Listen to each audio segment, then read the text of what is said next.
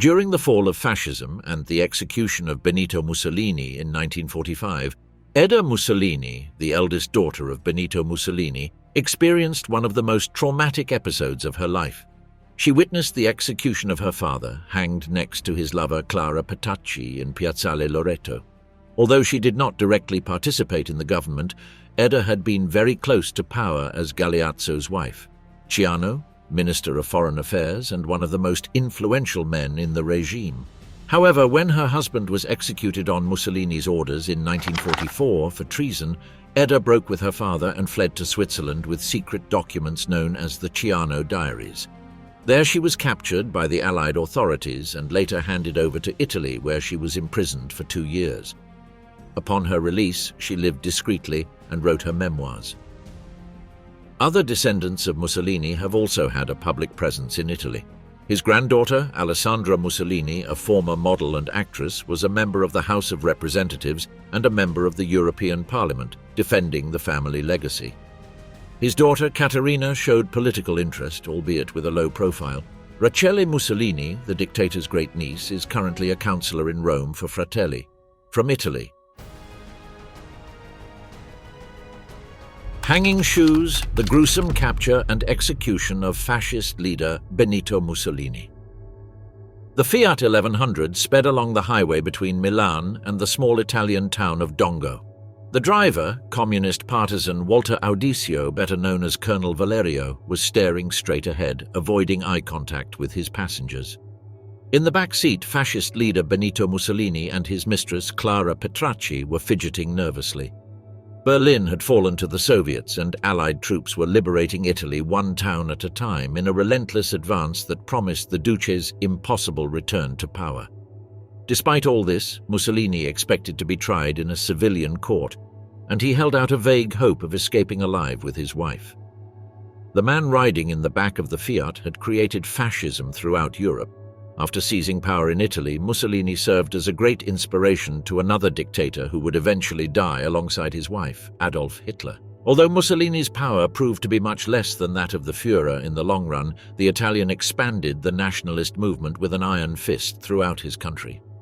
The order that the Blackshirts brought to Italy was laden with blood and lead, and millions of people were murdered in the poorest provincial neighborhoods, while Roma, Jews, and other ethnic groups were deported to concentration camps. The biggest difference between Hitler and Mussolini is that the Italian produced one military disaster after another during World War II, to the point of harming his German allies, which led the Wehrmacht to refuse to fight alongside the Royal Italian Army. But that wish was utterly shattered when Audicio drove the car to an isolated farmhouse and forced his passengers to get out. There, a firing squad awaited him, made up of militiamen, Communist Party rebels who had fought side by side with the Allied forces to liberate Italy from the yoke of fascism. The great leader of the Blackshirts, once the inspiration for Francisco Franco and Adolf Hitler himself, was led to the front wall of the house. There he faced his final fate alongside the woman he loved. There are several versions of the Duce's final seconds, narrated by his own executioners. One says he behaved like a coward and couldn't look the gunman in the eye. Another claims he stood upright, his gaze haughty, and shouted, "Aim for the heart!" Be that as it may, Benito Mussolini died on April 28, 1945 at 4 in the afternoon, putting an end to the Second World War in Italy. But although the war against the Axis had ended, the Italian communists believed that the Duce's death should be an exemplary punishment. By the end of April, Hitler was still in his bunker, even though the Red Army was marching through the streets of Berlin. The bodies of Mussolini and his mistress were not buried after their deaths, but were instead loaded onto a truck and transported to Milan, arriving on April 29th. Although touching the fascist's body was prohibited during the transfer, once they arrived in the metropolis, the partisans displayed them publicly in Piazza Loreto. There, the remains of Mussolini and Petacci were subjected to all manner of abuse from a hate-filled crowd, communist partisans, the police, and even the Milanese fire department. By afternoon, the beatings, cuts, and other desecrations had left the Duce's body unrecognizable and completely disfigured, although Clara Petacci's corpse was not as badly damaged, probably because the dictator was the focus of the Italian people's violent contempt. As a gesture of revenge, the communists hung the bodies upside down at a gas station. This was not arbitrary, as this was the same method of post-mortem public humiliation that Mussolini's men had used to punish rebel communists. In fact, the corpses of 15 anti-fascist partisans had been hung in this manner at that same gas station a couple of months before the body of the Duce himself graced the sinister spectacle, a curious celebration of both triumph and revenge. To this day, there is debate about whether this way of treating the bodies of the Duce and his wife was the right one, or whether it was an excessive brutality that revealed the worst side of the rebel movements. What do you think? Leave us your opinion in the comments section below. The truth is that Mussolini's death had a profound impact on the rest of the European fascist movements and even helped pave the way for Adolf Hitler's death. By this we mean that several sources claimed that the Führer, while hiding in his bunker from the advancing Soviets, received photographs of the disfigured corpses of the Duce and his lover. It was the sight of these atrocities that, according to Hermann's accounts, Göring led Hitler to order that, after his fall, both his remains and those of Eva Braun be burned in the courtyard of the Chancellery. The Führer deeply feared that their bodies would fall into the hands of the communists to be publicly humiliated, and he considered the outrages against Mussolini and Petracci to be the actions of savages, not human beings. Some historians also claim that the news deeply affected Hitler, and ultimately drove him to step down, something he would do 2 days later on April 30th, 1945. However, while most of Hitler's descendants preferred to go into hiding and even signed a pact not to reproduce, thus banishing the Führer's genes from our earth forever, Mussolini's children and grandchildren chose to take on other chapters and forge their own history. A saga that includes orchestra conductors, jazz pianists and film critics, but whose children went on to form the far-right Italian politicians currently in power. The Axe family, the search for Benito Mussolini's heirs. Rachele and Benito didn't marry until 1916 in a civil union after having already had their first 2 children. Edda and Vittorio, who was a fighter pilot, adventurer and later film producer who spent part of his life in Argentina before returning later, heavily involved with the Cinecittà studios in Italy. Bruno Mussolini, the third son, was also an aviator and died in 1941 while commanding a squadron during World War II. His father presided over the funeral. The next was Romano, who came into the world in 1927 at the height of Mussolini's regime. He was perhaps the most artistic of all and dedicated himself to being a singer, trumpeter, and pianist in a jazz band. He maintained no political ties to fascism, and in 1962 he starred in a highly publicized wedding with Anna Maria Ciccolone, better known as the sister of Sophia Loren, the Italian megastar who was already a global icon with an Oscar to her name for her leading role in the sensational Two Women by Vittorio De Sica. From this union was born Alessandra Mussolini, who was notably popular in the 1990s and linked to the equally controversial right-wing leader Silvio Berlusconi. Romano separated and remarried another actress with whom he had Rachele Mussolini in 1975, a young woman so beautiful that she was awarded the title of Miss Italy and who currently serves as a councillor in the Rome City Council for Giorgia's party. Melanie. The youngest of Mussolini's daughters was Anna Maria, the only one with her mother when they were informed of the brutal murder of the Duce by the partisans in April 1945. They were taking refuge near Lake Como. They were arrested and confined for 3 years on the island of Ischia. Also Bohemian, she dedicated herself to music broadcasting and married the television presenter Giuseppe Negri. She died young in 1966 and had 2 daughters, one of them, Ada Negri. Mussolini was mayor of Germano in Rimini and has written a wonderful biography about her grandmother, Donna Rachele, known as My Nonna I. The life of a woman blurred in history, but a fragment of the memory of a Europe at war. We don't know if the dynasty ends here, but what is certain is that the diverse and somewhat histrionic personalities of Mussolini's children promise to continue in the path of their father and grandfather, since Kaio, the great-grandson of the Duce and son of Vittorio Mussolini, has also become involved in Italian politics on the traditionalist right. For the moment, the only other great-grandson enjoying public life is Romano Benito Fioriani Mussolini, Alessandra's son, who has no direct ties to politics but played football for Lazio, the Rome-based sports club with deep fascist roots. The continuity of evil. the story of Rachele Mussolini, Mussolini's granddaughter, who inspired Meloni. The daughter of musician Romano Mussolini and his second wife, actress Carla Puccini, Rachele Mussolini was born 5 decades ago in Rome, and according to her, her father taught her tolerance, kindness, and the fight against prejudice. Romano wanted to leave her father's legacy behind and was even ashamed of displaying the fascist salute in public. Prejudices, Rachele has explained on several occasions, that she herself has experienced due to having a surname linked to a dark chapter in world history.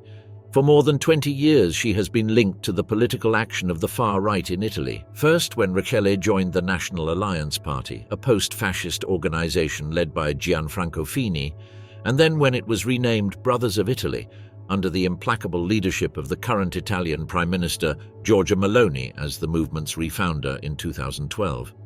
In 2016, she formally joined the far-right political group, becoming a member of the Rome City Council.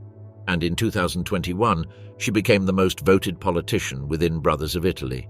She has defined herself as moderate, centrist, and not as right-wing as leader Giorgia Meloni and his party, to the point that this generated several internal tensions.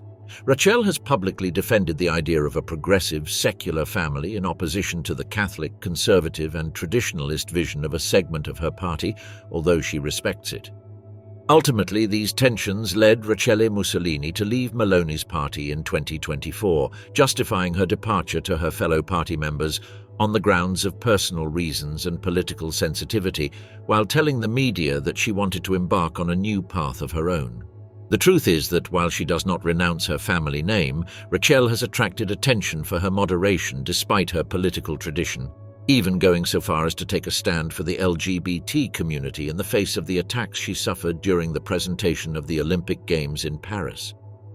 Rachele Mussolini's moderation was also marked by her move from Georgia's far-right Brothers of Italy party, Meloni's support for Antonio Tajani's Forza Italia pro-European scheme, a much more centrist party that combines liberalism with Christian democracy. Right-wing voters questioned Mussolini's decision to slow down his rhetoric, contrary to what his half-sister Alessandra did, who considered the moderate right a problem for the country. Still, his surname leaves no one indifferent. The Duce's legacy is a flag in itself in Italy, and it seems his granddaughters cannot escape their fascist heritage, although they fight against it without much effort. Her progressive perspective at times seems forced, and some political journalists have claimed that Mussolini's granddaughter seeks a more prominent role and even dreams of challenging Meloni for power rather than occupying a minor role in his party. Perhaps this name will resonate loudly again in the world to come. The Queen of Fascism, the incredible story of Alessandra Mussolini, diva and figurehead of the Italian right. Roman by birth and upbringing, Alessandra Mussolini was born from an unlikely union of the darkest political forces and the brightest movie stars in Italian history. Her father was Romano, the fourth son of Benito Mussolini, and her mother, Anna Maria, is the sister of Sophia Loren, one of Italy's most beloved actresses and an icon of 1950s and 1960s Hollywood. She is the older half-sister of Rachele Mussolini, and while her career is less well-known, Alessandra has also had a career in Italian politics. Alessandra's winding life story is a reflection of her eccentric origins. Initially, she made her first appearances on the big screen with her Aunt Sophia. She then moved briefly to Los Angeles and played a few supporting roles in several film productions, including an Oscar-nominated period drama called A Special Day, released in 1977. By the 1980s, the young Mussolini was already considered a beauty and posed for the adult magazine Playboy. She even dabbled in music, though not in the jazz world her father inhabited. She instead released her own pop album called Amore, which didn't succeed in the West, but incredibly has become a cult classic in Japan. In the following decade, however, she left the world of entertainment behind and decided to put her surname to the service of politics. Representing Naples, her mother's city, Alessandra Mussolini ran for parliament as a member of the neo-fascist social movement in 1992, the same year that a teenage Giorgia Meloni joined the same party. At the time, every television and newspaper outlet rushed to interview her about why she had gotten involved in politics, to which she replied, "With my grandfather, at least there was a stance, a sense of responsibility, a common sense, and a love for Italy that no longer exists." Alessandra was eventually elected to Parliament and served for 12 years until, in 2003, she decided to leave her party, which had transformed into a more moderate party called the National Alliance, and led by Gianfranco Fini, who called fascism the supreme evil, infuriating Alessandra. Incredibly, years later, her half-sister Rachele would follow suit. In 2004, Alessandra became the first Italian woman to have her own political party when she founded a new nationalist party called Libertà di Scelta, meaning freedom of choice, which would later be renamed Azione Sociale, which, along with other nationalist parties, formed a coalition called Social Alternative. In 2004, during the sixth term of the European Parliament, the coalition obtained 1.2% of the Italian vote, allowing it to become a member of the European Parliament. In 2008, Mussolini allied herself with tycoon and Prime Minister Silvio Berlusconi, joined his party as a member of Parliament, and became a senator and member of the European Parliament, a position she held until 2019, finally retiring from politics in 2020. Throughout her political career, Alessandra Mussolini has been a staunch defender of Italian nationalism and a sort of bodyguard for her grandfather's reputation. However, Alessandra also has a long list of scandals and controversies to her name. Her most infamous outburst to date came during a debate with Vladimir Luxuria, Italy's first transgender politician, on a late-night television show in 2006, during which Mussolini made his famous homophobic statement when he told Luxuria, "This gesture earned her support on the right, but also immense criticism from broad sectors of society." Another recurring problem was her claim to her family legacy, as well as her long-standing and belligerent refusal to distance herself from her family name, which borders on illegality, as Italy prohibits public praise of fascism, including praising symbols or names related to that historical period, and has been a source of great public opprobrium. Over the years, Alessandra has signed photos of her grandfather, demanded that the press show respect to her grandfather, and insulted various personalities on social media who spoke out against fascism. The most resounding being the time she insulted the American actor Jim Carrey after he tweeted a drawing of Benito Mussolini's corpse hanging upside down. Of course, Alessandra doesn't celebrate Anti-Fascist Liberation Day in Italy, and she has always been vocal about the LGBT community, even saying that she found the idea of a child seeing two men rolling around in bed horrifying, as she mentioned on a TV show in 2016. However, she has also had fluctuating positions on the matter throughout her career. The right-wing politician's slavish devotion to defending her grandfather's honor even went so far as to claim that she did not hate homosexuals, despite having exiled thousands of them to the Tremiti Islands off the coast of Puglia. In an interview, when asked about it, he replied, "My family had many friends with homosexuals. I don't deny the exiles, but painting the Mussolini family as homophobic is a mistake." However, this flexible perspective became closer to progressivism after leaving politics. After decades in the trenches of the so-called cultural battle against progressivism, staunchly defending ultra-conservative values, Alessandra Mussolini decided to change sides and was seen in a photo shoot waving the rainbow flag of the LGBTQ+ community. In recent years, as a civilian, the former neo-fascist hardliner has dressed in the colors of gay pride, defended trans and non-binary people, and even called for more gender fluidity in Italian institutions, something that completely goes against Premier Meloni's line. This, of course, caused a deep rift with the Italian Prime Minister, who, after what she considers the betrayal of Mussolini's granddaughters, decided to cut all personal and political ties.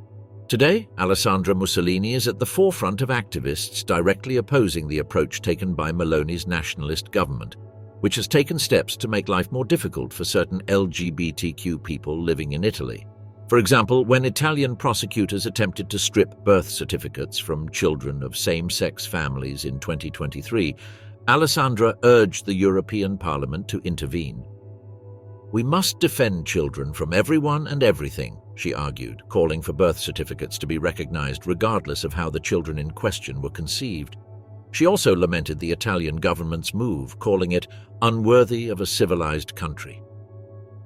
In early 2024, Alessandra publicly confronted Meloni, complaining that MEPs' passports only had the options male and female. The 180-degree turn in the ideology of Mussolini's granddaughter has attracted attention, not only because she disagrees with her political party, but because her change of opinion contrasts with broader trends among conservatives around the world, who have begun to adopt more vehemently hostile attitudes toward homosexuals, especially in the United States and some European Union countries. At the same time, the powerful woman who appeared on the front pages of newspapers wearing a T-shirt that read, "Bring back my grandfather," a reference to Duce Benito Mussolini, seems to be a thing of the past. However, the radical change has been explained by the woman due to her relationship with her own children, who are much more progressive but maintain a very low profile. Talking to my children, I understood that for them, sexual orientation is not even an issue. It's like putting on a dress that you can change, and nobody cares what it looks like. While Alessandra, like Rachele, has disappointed the Italian far right, there is still a Mussolini who can carry the flag of the Duce, a great-grandson lost in Latin America, who decided to return to Italy to renew his vows with fascism. The neo-fascist future, Kaio Mussolini, the last heir of the Duce.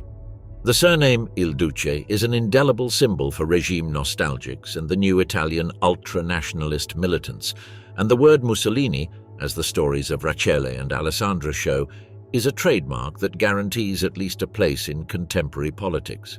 It is therefore not surprising that a great-grandson of the dictator, born in Argentina and raised in Venezuela, wants to bring authoritarian and anti-democratic approaches to the European Parliament. Caio Giulio Cesare Mussolini, who publicly presented himself as a Fratelli candidate d'Italia, the far-right party led by Meloni, for the European Parliament elections on May 26, 2019. That was Caio's rise to fame, who, at 50 years of age, decided to enter politics for the first time in his life.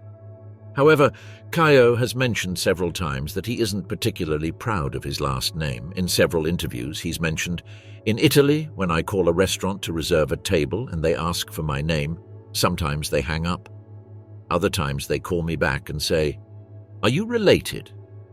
But what was a burden for many years ended up becoming a winning ticket to Strasbourg, the French city where the European Parliament is located. Caio has a long line of Argentines in his family. His grandfather, Vittorio Mussolini, second son of Duce Benito and Rachele Guidi, went into exile in Buenos Aires after the fall of Adolf Hitler's Nazi-allied regime. He was already married to Orsola Buvoli, born in Buenos Aires in 1914 and whom he met in Rome in 1937. They had 2 children, Guido and Adria. They separated and Vittorio met Monica Buzzagoli from Rosario, just 15 years old and 20 years his junior, with whom he returned to Italy. Guido, who grew up in the Argentine capital, always felt nostalgic for the city he loved. Like any other Argentine, he married Marta Vallejos and had 2 children, Caio and Martina. He divorced and remarried Anna Maria Ricci, with whom he had 2 more children, Orsola and Vittoria. Caio was born in Buenos Aires on March 4, 1968. Curiously, Caio is a few years older than his aunt Rachele, who was born in 1974. As an adult, Caio Mussolini lived in Abu Dhabi in the United Arab Emirates, from where he ran the Middle East office of Italy's largest defense contractor, Finmeccanica, which builds everything from helicopters to training aircraft and trains to satellites. A journalist who visited him there described the place and noted that there was no reference to the Duce, although among the framed black and white photographs on the walls was a picture of Vittorio, Caio's grandfather, and Benito's son. There was also a photograph of a Kant Z 1007 bomber that Vittorio flew during his service in the Italian Air Force during World War II, accompanied by a model of the same aircraft that he found by chance in a toy store in Italy. Caio never made statements close to his great-grandfather's policies, but he does identify completely with his grandfather Vittorio, about whom he recounts this memory. He had taken refuge in a church and disguised himself as a monk to escape the wrath of the partisans. My grandmother, my father, who was about 8 years old, and his sisters went to visit him. When my father saw Vittorio, he started shouting, "Dad, Dad!" My grandmother slapped him and said, "No, it's not Dad, it's a church father." You can imagine, they could have killed him if they had heard that. Vittorio ended up in Buenos Aires, where he opened several Italian restaurants with his son. In 1978, already in the midst of the Argentine dictatorship, Guido moved with the entire family to Venezuela, which at the time was the richest country in the region. Kaio was 10 years old. Regarding this, he said, "I was happy with that move. No one judged me by my last name. I was relaxed. They didn't bother me. I have a strong connection to Venezuela. It's a country I love. It's where I studied. I still have many friends, and I speak Spanish better than Italian. It was a great place to grow up, but things have changed now, unfortunately." Of course, he is a staunch opponent of the Maduro regime. In 1986, he was admitted to the Italian Naval Academy, a process he found very difficult as he had to study under pressure and in a demanding environment. The level of preparation was very high. Eventually, he became a submarine officer. Kaio stated, "I joined for 2 reasons. First, the crew on a submarine is very small, so you immediately have great responsibilities. Second, I liked the environment. It was like a family. You had to be very pragmatic." Within the force, he spent 8 years underwater, which he recalls with some nostalgia. Regarding this, he said, "It's a very unique experience that strengthens you. There's no individualism there. Everything is shared. It's a very small space. Even the bed is shared in turns. You're surrounded by sea, but often there's not even water to bathe in. And the worst part is the food. Giving astronaut food to Italians is a serious affront." During his years of service, he participated in various missions, from the NATO military operation against the Federal Republic of Yugoslavia to supporting the Italian army and Marines in Albania and Kosovo. In 1998, he took command of the Italian warship MTC Gorgona A5347. A year later, he decided to retire to start his own business. It was at that time that he ended up living in the Persian Gulf. 10 years later, he believed it was time to dedicate himself to politics and take advantage of his family name, much in demand by all the small right-wing and neo-fascist parties around the world. "My great-grandfather did many good things and made some mistakes, but we must focus on the principles of regaining sovereignty and protecting our country and family," he said in his first speech. Currently, Kaio is dedicated to writing about immigration, and although he is no longer part of Mussolini's government, he remains a member of the party and aspires to be a candidate again in the future, claiming the legacy of his grandfather, although he insists that fascism died in 1945 when the partisans assassinated Mussolini. The illegitimate heir, the incredible story of Benito Mussolini's unrecognized son. Finally, we will discuss the death of Mussolini's illegitimate son, as this story holds mysteries and possible betrayals. To understand these events, we first need to delve a little deeper into the origins of the man who would become the Duce. Benito Mussolini was born in 1883 into a humble family. His father was a blacksmith with socialist ideals who profoundly influenced his son's way of thinking. When he left childhood and became a teenager, he studied at a school run by monks who detected something odd in his personality. They said he was shy, although he also, at times, veered toward rebellion and defiance of his elders. It is clear that from a young age he carried with him the will to break with the established order and alter the course of events. In 1902, Mussolini moved to Switzerland to evade compulsory military service in the Italian army. While living abroad, he came into contact with left-wing activists who taught him that direct action and the use of violence were necessary to overthrow the government. He became a militant socialist and adopted the firm belief that democracy was a pantomime of capitalism intended to subjugate workers and therefore had to be destroyed. In 1904, he returned to Italy as a general amnesty was granted to all those who had fled their military obligations, as was his case. 5 years later, he was already working as a journalist and found a job as a secretary in Trento, a city within the Austro-Hungarian Empire. This was, in fact, the birthplace of his first wife. While the details of Mussolini's private life during this time are unknown, it is known that around 1910 he became involved with Ida Dulce, the daughter of a minor politician. She owned a beauty salon in Milan frequented by upper-class Italian women. Dulce earned much more money than her husband, whom she helped financially as he was going through a difficult personal period at the time. Mussolini had been expelled from the Socialist Party for supporting Italy's participation in the First World War. The future dictator founded his own right-wing nationalist newspaper with Dulce's money. She is supposed to have gone so far as to pawn her jewels and sell her salon, all in an effort to please him and finance his political activities. They married in 1914, and the following year they had their first and only child, whom they named Benito Albino Mussolini. The boy's life was difficult from the beginning, as his father cheated on his mother with numerous women. The marriage was short-lived, ending when Mussolini abandoned his wife for one of his mistresses, Rachele.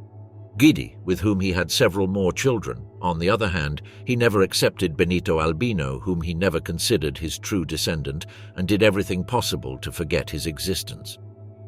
At the end of the First World War, in which he participated as a soldier, the future Duce founded the Fascist Party and, in 1922, led the famous march on Rome accompanied by 25,000 paramilitaries nicknamed the Black Shirts. The King of Italy, impressed by this show of force, appointed him Prime Minister of his cabinet, thus giving him the key to the government and allowing him to begin the path to dictatorship. Mussolini knew that to be accepted by the population, he had to present the image of a man with a spotless past, without any record of immorality or indecency. If it became known that he had never divorced his first wife and had married another woman, his career could be considered dead. Technically, he was a bigamist, and he had also abandoned his son. The first thing the Duce did was place a police guard over his first wife, Ida Dalsa, to ensure that she would not speak out. He also ordered Benito Albino under surveillance, as well as the destruction of all documents and bureaucratic records relating to their failed marriage. None of this was enough to silence Dalsa, who denounced Mussolini as an adulterer and a traitor to the country since he had allegedly accepted bribes from the French during World War I. The dictator, seeing that his ex-wife would not remain silent, had her arrested in 1926 and confined to an institution for patients with mental health problems.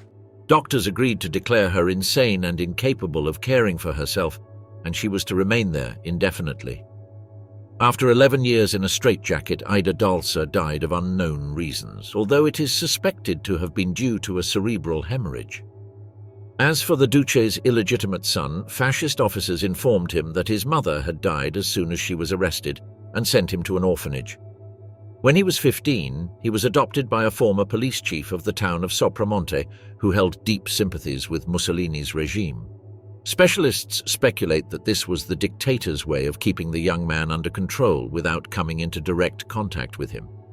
The boy's life, however, was hard, as despite knowing who his real father was, he was forbidden to name him and was even forced to change his surname to Bernardi. When Benito Albino came of age, he enlisted in the Italian Royal Navy, so it's likely he fought in World War II. Despite all the warnings, the boy continued to claim he was the Duce's firstborn. This led to his arrest and confinement in a psychiatric institution in Milan, just as his mother had been. What happened next is shrouded in mystery. On August 26, 1942, Benito Albino was declared dead by the doctors caring for him.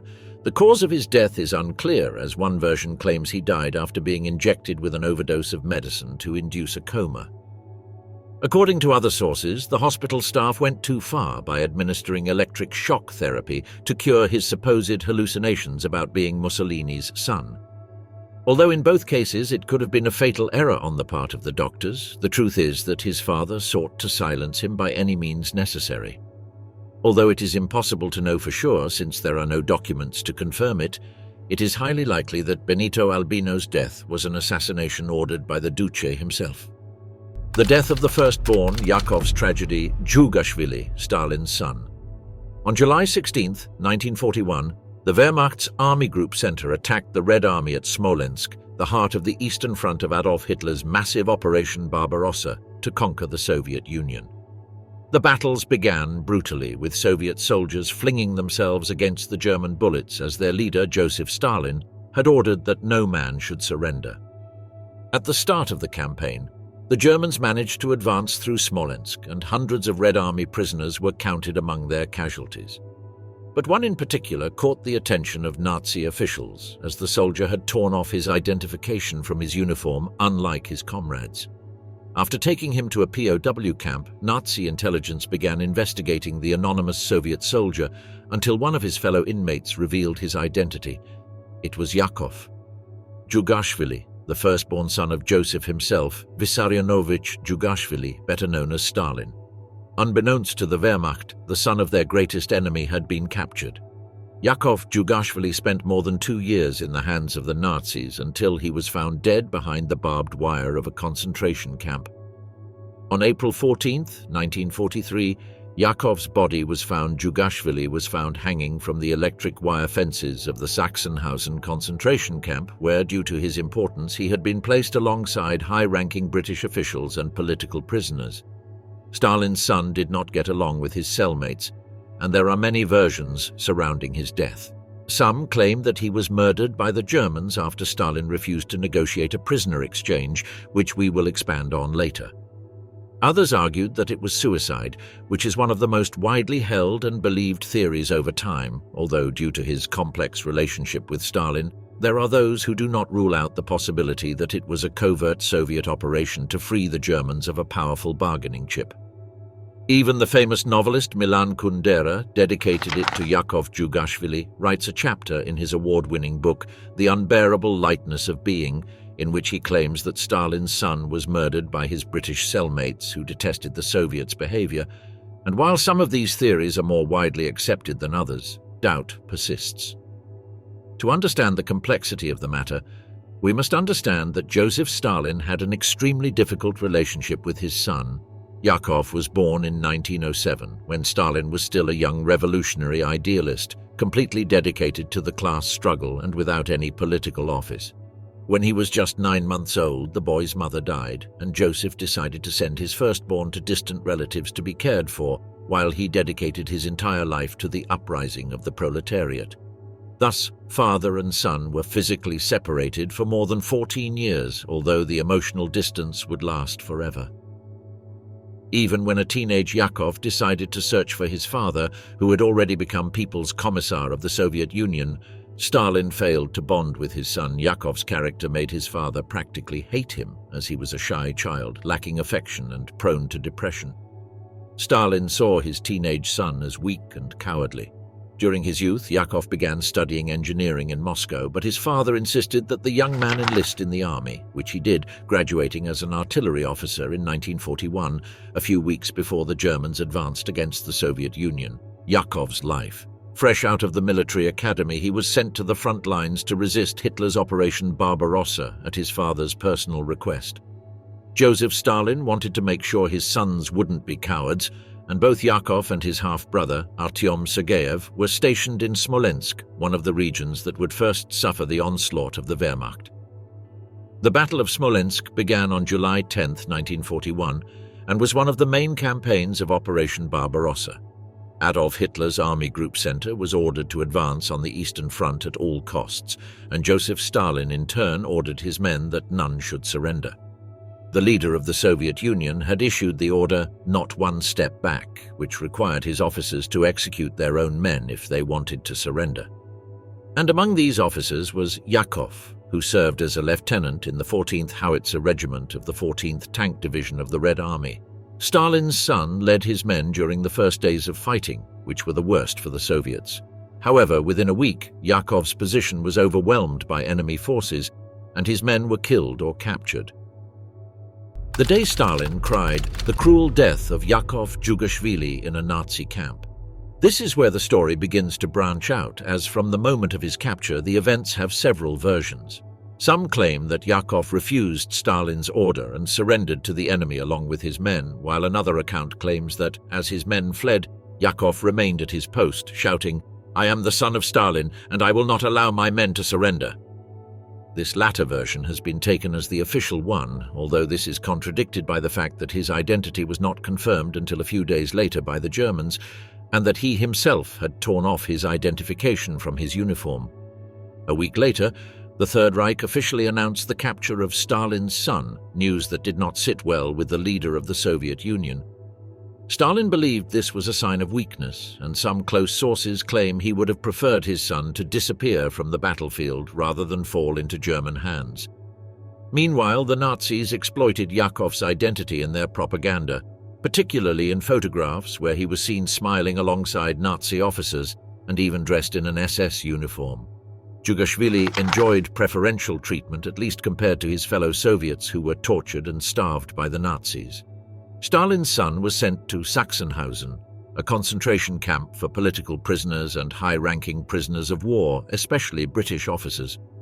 While Soviet prisoners were dying in their own land or in German camps, Yakov enjoyed daily visits from Nazi officers who wanted to have their photo taken with him, and he participated in events that brought him a measure of comfort. 2 years later, Yakov received his first news about his father, but it was not positive. In 1943, after a brutal campaign, Operation Barbarossa was drawing to a close, and the commander of the powerful German Sixth Army, Friedrich Paulus, had surrendered at Stalingrad and been captured by the Soviets. Adolf Hitler wanted Paulus back, so he sent Stalin a negotiation proposal, his son in exchange for a Wehrmacht general. But Stalin rejected this offer. According to Soviet Foreign Minister Vyacheslav Molotov, Stalin said that Paulus's life was not worth that of any prisoner and asserted that all Soviet soldiers who were prisoners were his sons. Sometime later, Hitler made another offer, the release of Yakov in exchange for that of Leo Robal, the Führer's nephew, but again, Stalin rejected it. While all indications are that Stalin detested his son, there is a legend that he twice orchestrated failed rescue missions to retrieve Yakov. Although beyond the fact that they supposedly took place, nothing is known about how they happened. What is known, and is still a matter of debate, is that on April 14, 1943, Yakov Djugashvili, the son of the Communist Party's greatest leader, was found hanging from the electric fences of the Sachsenhausen camp. His body also bore bullet wounds, so it was believed that he had been shot by the Germans during an escape attempt. However, as mentioned at the beginning, the possibilities and hypotheses surrounding Yakov's death were never entirely clear. The main hypothesis is that he got out of the way since, rejected by his father as a teenager, Yakov had shown signs of sexual orientation, which led historians to believe that after Stalin refused to exchange him for German prisoners, Yakov had intentionally run up to the fence in order to be killed. However, there are other theories, such as the one that Yakov ran to the electric fences after a heated argument with his fellow British prisoners who particularly hated him. This hypothesis appears in official documents that the Allies rescued from the concentration camp, which they didn't show to the Soviets until decades later. Of course, another, less prominent theory proposes that he was murdered by the Germans in revenge for Stalin's stubbornness and the defeat of the USSR. The strange thing is that, although everything seemed to indicate that Stalin detested his eldest son, some anonymous sources have mentioned that upon learning of Yakov's death, Stalin looked at a photo of his son and wept, saying that he had been a real man and that fate had treated him unfairly. Perhaps the Soviet leader gave him the respect in death that Yakov had never had in life. In 1977, Yakov was given a posthumous honor, and a small monument was erected in Smolensk on the position he defended until his capture by the Nazis. Joseph Stalin's heirs. Stalin was a man with a very complex family life. While it is known that he came from a home where his father exercised terrible physical and psychological violence against all family members, no one can be sure that this was the reason why Stalin would later show such great emotional detachment toward his own offspring. The Soviet leader had 2 wives, 3 of his own children, and 1 adopted one. His descendants felt differently about their controversial relative. Some were proud of their relationship, while others tried to hide it. Joseph Djugashvili, as Stalin was known before adopting his famous pseudonym, was very close to his mother. A woman surrounded him with love, worked hard to support her son, and wanted him to become a priest. His father was a heavy drinker and often beat his son and his wife. However, as we mentioned when discussing the life and terrible fate of Yakov, Stalin's firstborn son, the communist dictator's first love affair, was marked by tragedy and helplessness. Although Yakov's story is truly the most interesting of the descendants of the brutal and legendary leader of the Soviet Union, the truth is that both his firstborn and the rest of his children also left behind their own descendants or stories to tell. Yakov had 3 children by 3 different women. His daughter from his first wife died in infancy, but his other 2 children survived to adulthood. In 1936, he had a son, Yevgeny. Djugashvili was born to his partner Olga Golisheva, who ironically was a close friend of Stalin's second wife, Alliluyeva. As an adult, Yevgeny became a military historian, participated in numerous documentaries about Stalin, and was an ardent Stalinist, upholding his grandfather's legacy despite suspicions that he had his father assassinated or even let him die at the hands of the Nazis. Yevgeny lived in Moscow all his life until his death in 2013. He had two sons, Vissarion, born in 1965, and Yakov, born in 1972. Little is known about them, although some media sources claim that both are still alive today. The latest investigation showed that Vissarion went into exile in the United States, where he was granted political asylum after being beaten in Georgia because of his surname. Yakov is an artist living in Georgia, the jewel of the Caucasus. In 2006, Yakov asked Vladimir Putin to investigate the circumstances of his great-grandfather's death, as he believed Stalin had been assassinated by his political opponents. Now we return to Stalin's firstborn, since in 1938, Yakov had a daughter named Galina Djugashvili with his second wife, the dancer Judith Meltzer. Galina grew up to become a linguist and expert on Algerian literature and married an Algerian citizen, Hussein Ben Saad, a UN official. Galina wrote a memoir about her family entitled The Leader's Granddaughter, which explores the legacy of the Djugashvili name in a post-Berlin Wall world. Galina died in 2007, but her son, Selim Ben Saad, born in 1971, still lives in Moscow, in the apartment that once belonged to his grandfather Yakov. Legitimate grandchildren, the story of the children of Vasily and Svetlana Djugashvili.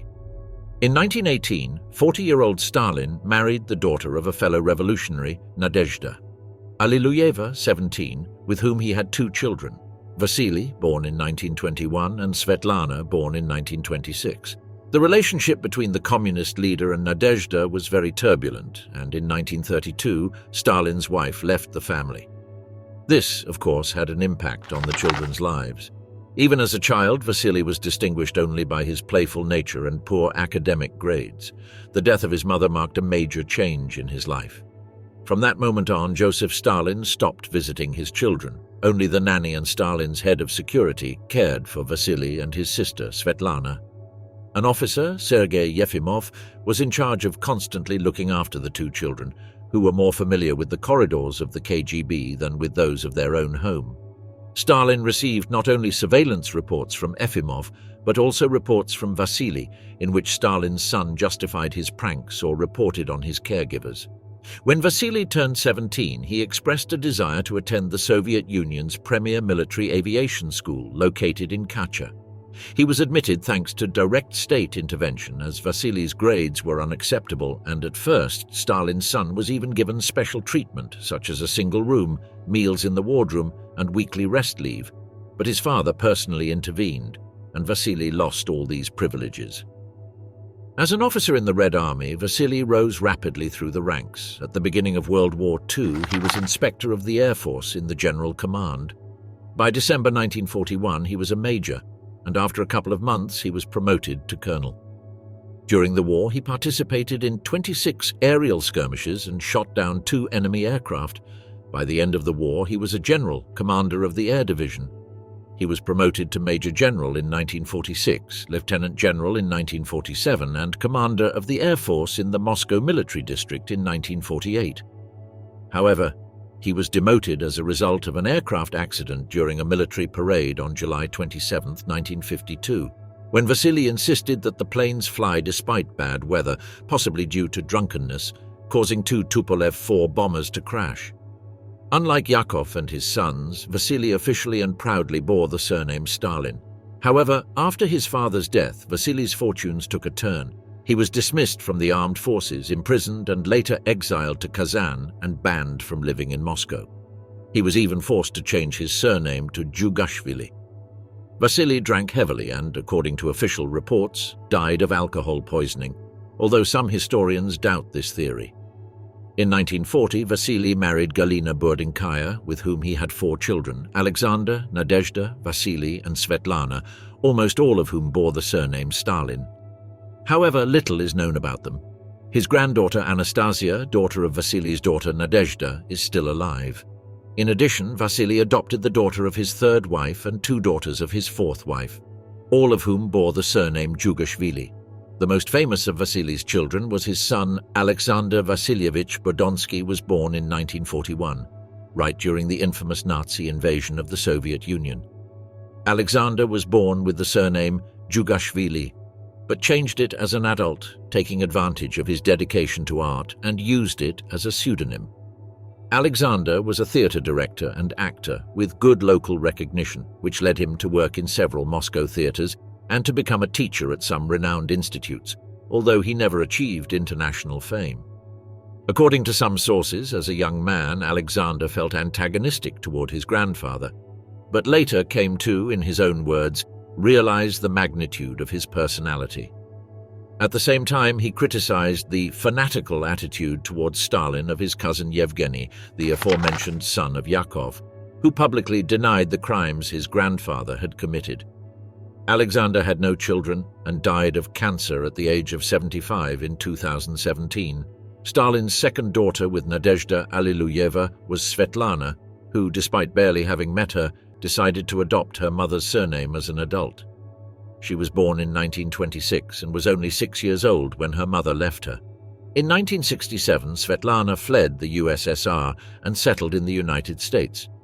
While in exile, she wrote a book about her family entitled 20 Letters to a Friend, which she dedicated to her mother, attempting to recreate her personality and her relationship with Stalin based on the memories of her friends. The book became a bestseller and earned her a lot of money, allowing her to live a comfortable life in the United States until her death. Svetlana had several husbands. From her first marriage, she had a son, Joseph Alliluyev, born in 1945, who became a heart surgeon and died of natural causes in 2008. His son, Svetlana's grandson, Ilya Voznesensky, born in 1970, currently works as an architect and does not have a public profile. Svetlana then married Yuri Zhdanov, her second husband, with whom she had a daughter, Yekaterina, born in 1950. When her mother emigrated, Yekaterina disowned her and broke all ties with her. She currently lives in a village in Kamchatka, where she works as a volcanologist. Yekaterina never speaks to journalists and rejects any relationship with Svetlana Alliluyeva. Finally, in the United States, Alliluyeva married William Peters and gave birth to a daughter, Olga Peters, born in 1971, who later changed her name to Kreze Evans. In 2016, photos of Evans dressed in punk style and sporting tattoos and piercings surfaced online, causing a stir among Russian internet users and becoming a ridiculous international news story. Thus concludes the journey through the rather ordinary descendants of a man who was feared by the entire world, even by his own family.